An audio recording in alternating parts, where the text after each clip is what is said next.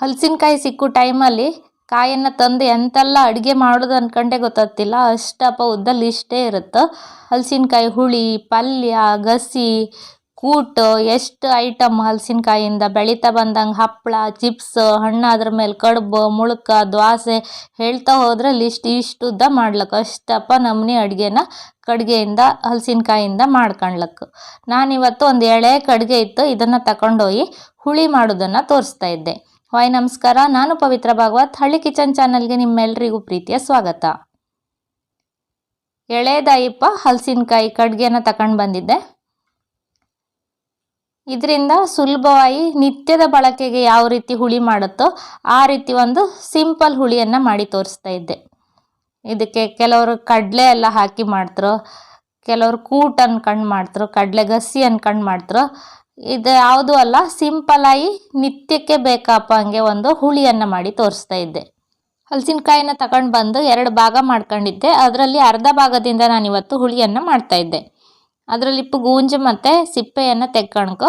ಹಲಸಿನಕಾಯಲ್ಲಿ ತುಂಬ ಮೇಣ ಇರುತ್ತೋ, ಈ ಥರ ಫ್ರೆಶ್ ಇಪ್ಪದ್ರೊಳಗಂತೂ ಮೇಣ ಇಳಿತಾ ಇರುತ್ತೋ, ಅದನ್ನು ಎಲೆಯ ಸಹಾಯದಿಂದ ಅಥವಾ ಹುಲ್ಲು ಯಾವುದ್ರಲ್ಲಾರು ಸ್ವಲ್ಪ ಒರೆಸಿ ತೆಕ್ಕೊಂಡ್ರೆ ಕೈಗೆಲ್ಲ ಜಾಸ್ತಿ ಹಿಡಿತಿಲ್ಲ. ಹಲಸಿನಕಾಯಿನ ಕಟ್ ಮಾಡೋದಕ್ಕಿಂತ ಮುಂಚೆ ಕೈಗೆಲ್ಲ ಸ್ವಲ್ಪ ಎಣ್ಣೆಯನ್ನು ಹಾಕ್ಕೊಂಡು ಒಳ್ಳೆಯದು, ಆವಾಗ ಜಾಸ್ತಿ ಮೇಣ ಕೈಗೆಲ್ಲ ಅಂಟ್ಕೊಂತಿಲ್ಲ. ಕಟ್ ಮಾಡಿದ ಹೋಳನ್ನು ಮಜ್ಜಿಗೆ ಮತ್ತು ನೀರನ್ನು ಮಿಕ್ಸ್ ಮಾಡಿ ಇಟ್ಕೊಂಡಿದ್ದೆ, ಅದರಲ್ಲಿ ಹಾಕೊಂಡಿದ್ದೆ. ಮಜ್ಜಿಗೆಲಿ ಹಾಕೋದ್ರಿಂದ ಹಲಸಿನಕಾಯಿ ಹೋಳು ಬೇಗ ಕಪ್ಪಾತಿಲ್ಲ.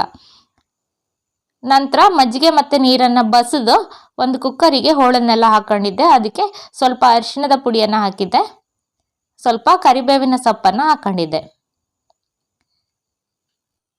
ರುಚಿಗೋಸ್ಕರ 1 ಚಮಚ ಬೆಲ್ಲವನ್ನು ಹಾಕಂತ ಇದ್ದೆ. ಹೋಳಿಗೆ ಉಪ್ಪನ್ನು ಸಹ ಬೇಯಿಸೋಷ್ಟೊತ್ತಿಗೆ ಸ್ವಲ್ಪ ಸೇರಿಸ್ಕಂತೆ.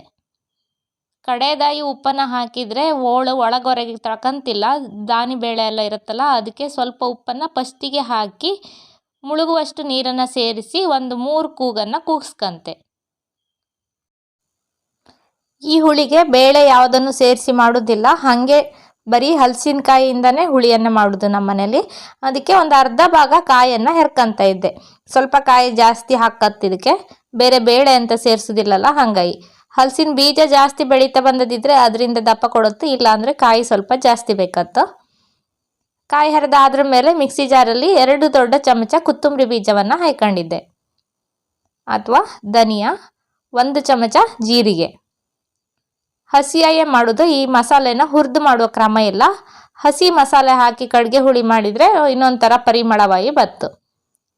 ಸ್ವಲ್ಪ ಜೀರಿಗೆ ಮೆಣಸನ್ನು ಹಾಕೊಂಡಿದ್ದೆ, ಒಂದು 8ರಿಂದ 10 ಬ್ಯಾಡಗಿ ಮೆಣಸನ್ನು ಹಾಕಿದ್ದೆ. ಅದನ್ನು ಒಂದ್ಸಲ ಹಾಗೆ ಮಿಕ್ಸಿ ಜಾರಲ್ಲಿ ಪೌಡ್ರನ್ನ ಮಾಡ್ಕೊಂಡು ನಂತರ ಇದಕ್ಕೆ ಕಾಯನ್ನು ಸೇರಿಸ್ಕೊಳ್ಕೊ. ಇಲ್ಲಾಂದರೆ ಕೊತ್ತಂಬರಿ ಎಲ್ಲ ಬೇಗ ನುಣ್ಣಗಾತಿಲ್ಲ. ಫಸ್ಟಿಗೆ ಒಂದ್ಸಲ ಕೊತ್ತಂಬರಿ, ಜೀರಿಗೆ, ಮೆಣಸನ್ನೆಲ್ಲ ಪುಡಿ ಮಾಡ್ಕೊಂಡು ಕಡೆ ಕಾಯಿ ಹಾಕೋದ್ರಿಂದ ಮಸಾಲೆ ಬೇಗ ನುಣ್ಣಗಾತು. ಸ್ವಲ್ಪ ಇಂಗಿನ ರಸನ ಅರಿಯೋಕ್ಕೆ ಸೇರಿಸ್ಕೊತ ಇದ್ದೆ, ಇಲ್ಲಾಂದರೆ ಹೋಳು ಬೇಯೋಷ್ಟೊತ್ತಿಗೆ ಸೇರಿಸ್ಕೊಂಡ್ರು ಅಡ್ಡಿಲ್ಲ. ಕಡೆಗೆ ನೆನಪೊತ್ತೇನೋ ಅಂದ್ಕೊಂಡು ನಾನು ಅರಿವಷ್ಟೊತ್ತಿಗೆ ಇಂಗಿನ ರಸವನ್ನು ಸೇರಿಸಿ ನೀರನ್ನು ಸೇರಿಸಿ ನುಣ್ಣಗೆ ಹರ್ಕೊಂಡಿದ್ದೆ. ಅಷ್ಟೊತ್ತಿಗೆ ಕಡೆಗೆ ಹೋಳೆಲ್ಲ ಬೆಂದಿತ್ತು, ಅದನ್ನು ಇನ್ನೊಂದು ಪಾತ್ರೆಗೆ ಹಾಕೊಂಡಿದ್ದೆ. ಸ್ವಲ್ಪ ಹುಣಸೆ ಹಣ್ಣಿನ ರಸವನ್ನು ಹಾಕೊಂಡಿದ್ದೆ. ಈಗ ಅರ್ದಿದ್ದ ಮಸಾಲೆಯನ್ನು ಅದಕ್ಕೆ ಸೇರಿಸ್ಕೊಂತ ಇದ್ದೆ. ತುಂಬ ಅಂದರೆ ತುಂಬಾನೇ ಸುಲಭ, ಹುರಿಯೋದು ಎಂಥದ್ದು ಬೇಡ, ಬೇಗನೆ ತಯಾರಾಯ್ತು.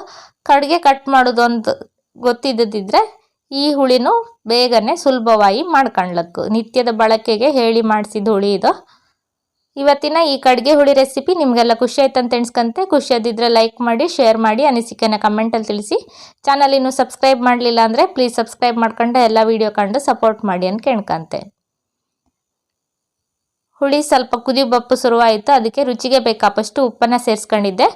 ಹೋಳು ಬೇಯೋಷ್ಟೊತ್ತಿಗೂ ಉಪ್ಪನ್ನು ಸೇರಿಸಿದ್ದೆ, ಗಮನದಲ್ಲಿ ಇಟ್ಕೊಂಡು ಕೊನೆಯದಲ್ಲಿ ಬೇಕಾದಷ್ಟು ಉಪ್ಪನ್ನು ಸೇರಿಸಿ ಸರಿ ಒಂದು 5-6 ನಿಮಿಷ ಕುದಿಸಿ ಬೆಂಕಿಯನ್ನು ಆಫ್ ಮಾಡ್ಕೊಂಡು ಪಕ್ಕಕ್ಕೆ ಇಟ್ಕೊಂಡು ಈಗ ಅದಕ್ಕೆ ಒಂದು ಒಗ್ಗರಣೆಯನ್ನು ತಯಾರು ಮಾಡ್ತಾ ಇದ್ದೆ. ಒಂದು 10-12 ಬೆಳ್ಳುಳ್ಳಿಯಿಂದ ಒಗ್ಗರಣೆಯನ್ನು ಹಾಕೊಂಡ್ರೆ ಈ ಹುಳಿಗೆ ಪರಿಮಳ ಲಾಯಕಾಯಿ ಬತ್ತು. ಬೆಳ್ಳುಳ್ಳಿನ ಸ್ವಲ್ಪ ಜಜ್ಜಿ ಹಾಕಿದರೆ ಪರಿಮಳ ಇನ್ನು ಲಾಯಕ ಅಂದ್ಕೊಂಡು ಸ್ವಲ್ಪ ಜಜ್ಕೊಂಡಿದ್ದೆ.